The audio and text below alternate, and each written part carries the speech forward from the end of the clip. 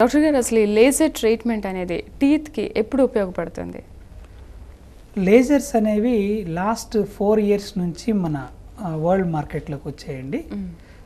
5 years back there was an explosion in the technology of dentistry. ఆ 5 years back అంతా కూడాను old type of dentistry చేస్తూ ఉండేవాళ్ళు. అంటే పెయిన్ఫుల్ డెంటిస్ట్రీ ఒక మాటలో చెప్పాలంటే. ఒక డెంటల్ క్లినిక్కి వెళ్ళాలి అంటే అదొక రకమైనటువంటి ఫోబియా డెవలప్ అయ్యేది పేషెంట్స్లో. అమ్మో వెళ్ళంగానే ఇంజెక్షన్ చేస్తారు, పన్ను పీకేస్తారు, అదే పన్ను పీకటం పన్ను కట్టడం, ఆల్మోస్ట్ ఆల్ అంతే ఉండేది. బట్ ఇప్పుడు లాస్ట్ 5 years తీసుకున్నట్లయితే totally the dentistry is changed. We are having now the most advanced technologies. అందులో లేజర్స్ అనేది ఒకటి. Now the future is going to be only laser dentistry. ఇంకా నెక్స్ట్ 10 years తీసుకున్నట్లయితే కన్వెన్షనల్ మెథడ్స్ అన్నిటికీ గుడ్ బై చెప్పేసి లేజర్స్కి switch on అయిపోతాం. Because lasers are painless. పేషెంట్కి కావాల్సింది ఏంటంటే పెయిన్ ఉండకూడదు, దాన్ని లేజర్ సాటిస్ఫై చేస్తుంది. లేజర్ అంటే మనకి చాలామంది ఎక్స్రే రేడియేషన్ లాగా ఉంటుంది, లేకపోతే ఇంకేదో అది హెజార్డస్ థింగ్ అన్నట్టుగా ఫీల్ అవుతారు. లేజర్ అనేది మన ప్యూర్ లైట్ని యాంప్లిఫై చేసి దాన్ని ఉపయోగించుకునేదే లేజర్ అండి. కామన్ మ్యాన్ వర్డ్స్లో మనం చెప్పుకున్నట్లయితే it is not like x-rays. It is non ionising radiation. It will not interfere with the cell synthesis. అంటే కణాల్లో తోటి మార్పులు, జన్య సంబంధించినటువంటి మార్పులు ఏమీ జరపదు. So even now European countries వాళ్ళు తీసుకున్నట్లయితే ప్రెగ్నెంట్ పీపుల్ కూడా it is safe to use అని అంటున్నారు. అంతెందుకండి, మనకి శరీరంలోకి వెళ్ళా అతి సెన్సిటివ్ పార్ట్ ఐ, రెటినోపతికి వాటి అన్నిటికీ కూడా లేజర్ యూస్ చేస్తారు. సో ఐలో యూస్ చేసినప్పుడు డెంటిస్ట్రీలో యూస్ చేయటం అనేది అసలు not at all problem. And it is the safest. 100% it is safe. Lasers ఇందాక మీరు అడిగారు ఎలా చేస్తారు అని చెప్పి. ఈ లేజర్ బీమ్ని ఎప్పుడైతే మనం టిష్యూ మీద వేస్తామో ఎక్కడ వరకు అయితే మనకు కావాలో అక్కడ వరకు మాత్రమే ఆ టిష్యూని కట్ చేస్తుంది. అడ్వాంటేజ్, ఒక బ్లేడ్కిను లేజర్కి మనం అడ్వాంటేజెస్ తీసుకున్నట్లయితే బ్లేడ్తో మనం కట్ చేస్తాము, కట్ చేసినప్పుడు బ్లీడ్ అవుతుంది. కట్ చేసినాక మనం కుట్లేయాల్సినటువంటి అవసరం వస్తుంది. కట్ చేసిన తర్వాత ఏ సర్జరీ చేసినా సరే పోస్ట్ ఆపరేటివ్ అంటే చేసిన తర్వాత వాపు ఉండటము, తర్వాత నొప్పి ఉండటము, తర్వాత రెస్ట్ అవసరము, ఇట్లా ఉంటుంది.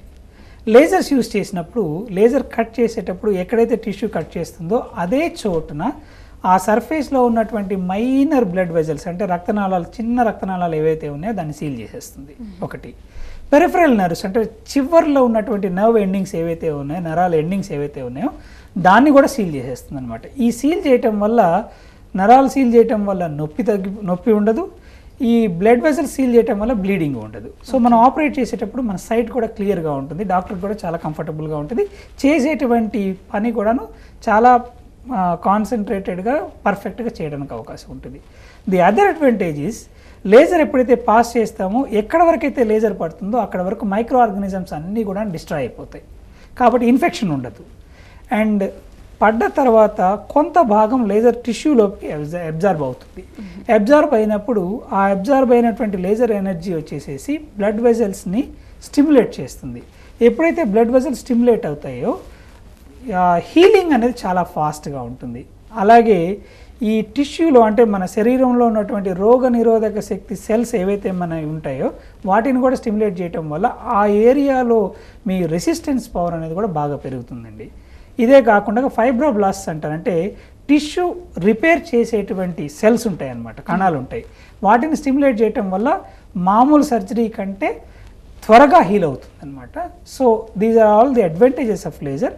ఇకపోతే మనం లేజర్ ఎందులో వాడచ్చు అంటే ప్రతి దాంట్లోనూ వాడచ్చు. సాఫ్ట్ టిష్యూస్ అంటే మీరు ఇందాక చెప్పారు, చాలామంది అంటారు అంటే ఇండియాలో 70% మందికి ఈ చిగుర్ల సమస్యలు ఉంటాయి, నోటి దుర్వాసన, బ్లీడింగ్ గమ్స్ ఇవన్నీ ఉంటాయి కదా, వీటికి బ్రహ్మాండంగా లేజర్స్ పనిచేస్తాయి. రెండవది నోట్ లోపల ఏదన్నా చిన్న కురుపు, ఆఫ్టర్ సెల్సన్స్ అంటారు, అంటే భోజనం చేయడానికి వీలు లేకుండా చిన్న చిన్న పొక్కులు లాంటివి వస్తాయి. 1.5 నిమిషం దాని చుట్టూ లేజర్ తిప్పినట్లయితే the pain will be gone instantly. అంటే పేషెంట్కి ఎటువంటి అసలు పెయిన్ తెలియదు. ఇంకొక అడ్వాంటేజెస్ థింగ్ ఏంటంటే ఇంజెక్షన్ చేయాల్సిన అవసరం ఎక్కువ శాతం 90% అవసరం ఉండదు lasers. Okay. Without injection only we'll do lasers. ఇప్పుడు పన్ను తీసినాక చాలా మందికి బ్లీడింగ్ అవుతూ ఉంటుంది, బ్లడ్ క్లాట్ అవ్వదు. లేజర్ని ఒక 2 minutes మనం దాన్ని ఆ సాకెట్లో మనం ఫోకస్ చేసినట్లయితే ఒక 2 days తర్వాత హీలింగ్ సాకెట్ ఎట్లా హీల్ అవుతుందో అట్లా ఫస్ట్ 2 minutesలో మనకు కనపడిపోతుంది. ఇలాగా తీసుకున్నట్లయితే కొంతమందికి డార్క్ గమ్స్ ఉంటాయి, అంటే చిగుళ్ళు బాగా నల్ల కలర్లో ఉంటాయి. వాటికి మనం 10 minutesలో పింక్ కలర్లోకి ఈ గమ్స్ని మనము తీసుకురావచ్చు. పళ్ళు కొంతమందికి చారలు మచ్చలు ఉండి అంటే స్టెయిన్స్ ఉంటాయి. బ్లీచింగ్ మామూలుగా కన్వెన్షనల్ బ్లీచింగ్ కంటే లేజర్ బ్లీచింగ్ చేసినట్లయితే 2 times ఎఫెక్టివ్గా ఉంటుంది. ఇకపోతే డెంటిస్ట్లో తీసుకున్నట్లయితే హార్ట్ టిష్యూ లేజర్స్ యూజ్ కాలర్ని తీసుకుందాం డాక్టర్ గారు. అభిలాష్ లైన్లో ఉన్నారు. హలో. నమస్తే. నమస్తే అండి, మాట్లాడండి. నమస్కారం సార్. నమస్తే అండి అభిలాష్ గారు, చెప్పండి. మా అబ్బాయికి 12 years సార్. ఓకే. 4 పళ్ళ పైన పచ్చని మరకలు సార్. రోజు ఒక 1/2 hour బ్రష్ చేస్తారు సార్. మీ ఏరియాలో ఉంటారు మీరు? ఏం సార్? ఏంటా మేడం? మీరు ఏ ఊరు నుంచి మాట్లాడుతున్నారు? మాది వరంగల్ జిల్లా బచ్చన్నపేట అండి. మీ బాబు చిన్నప్పుడు 3 years నుంచి 6 years వరకు ఎక్కడున్నాడు? ఇంటి దగ్గరే ఉన్నాడండి. ఇంటి దగ్గర అంటే ఏ ఊర్లో? బచ్చన్నపేట అండి. బచ్చన్నపల్లి. అక్కడ ఫ్లూరైడ్ సమస్య ఉందా మీకు? ఫ్లోరైడ్ సమస్య తక్కువ ఉందండి, మాకు చాలా తక్కువ ఉంది. ఎక్కువ శాతం చిన్నపిల్లల్లో వచ్చేసి పంటి పైన చారలు ఏర్పడ్డాయి అంటే పన్ను తయారయ్యేటప్పుడు కాల్షియంతో తయారవుతుంది. ఈ ఫ్లూరైడ్ నీళ్లు తీసుకున్నట్లయితే ఫ్లూరైడ్ వచ్చేసేసి కాల్షియం తయారయ్యేటప్పుడు ఫ్లూరైడ్ కూడా దాంట్లో ఇరుక్కుని కొంత కాల్షియంతో తయారైన పన్ను, కొంత ఫ్లూరైడ్తో తయారైన పన్ను, దీనివల్ల మచ్చలుగా చారలుగా ఏర్పడతాయి. బాగా ఎక్కువ సమస్య ఉన్న చోట వచ్చేసేసి కొన్నిసార్లు రంధ్రాలు పడ్డట్టుగా నల్లగా కూడా తయారైపోతాయండి. మీరు చెప్పిన దాని ప్రకారం చూస్తే ఫ్లూరైడ్ సమస్య వల్ల ఇలా అవుతున్నట్టుగా అనిపిస్తుంది. రెండోది వచ్చి టెట్రాసైక్లిన్ స్టెయిన్స్ అంటారు. చిన్న వయసులో గనక పన్ను తయారయ్యేటప్పుడు టెట్రాసైక్లిన్ తీసుకున్నట్లయితే ఈ టెట్రాసైక్లిన్ ఇరుక్కుని కూడా మచ్చల్ని ప్రొడ్యూస్ చేస్తుంది.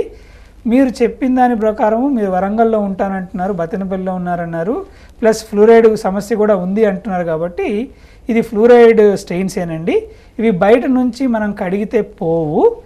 బాబుకి కొంచెం వయసు పెరిగిన తర్వాత పైన ఉన్నటువంటి పింగాణి లేయర్ని మనం తీసేసి వేరే లేయర్ వేసుకోవచ్చు.